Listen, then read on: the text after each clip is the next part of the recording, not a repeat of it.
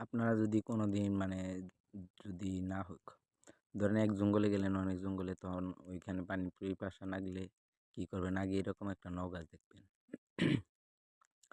তো আমার কাছে একটা ব্লেড আছে, তো এটা দিয়ে আমি দেখাইতেছি কিভাবে এই নৌটারে একখানে কাটবেন, সুন্দর করে কাটবেন। কাইটে আরেকটা কাটা দিবেন, ওইটার উপরে যত উপরে দিবেন তত মনে করেন যে লোডে থেকে পানিটা বাইরে আসবে। তো এই যে দেখেন কাটা শেষ, আমার পানি ফোঁটা ফোঁটা পড়তেছে। তো আমি দেখাইতেছি আপনাদের, এই যে পুরা টুকা হাতে কাইটাই না পড়ছি।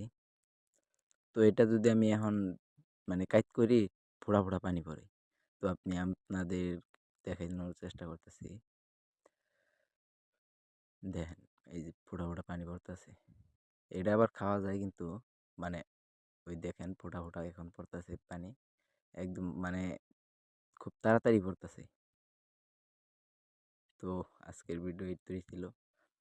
অনেক সুন্দর একটা ভালো লাগছিল আমার, তাই দেখাইলাম।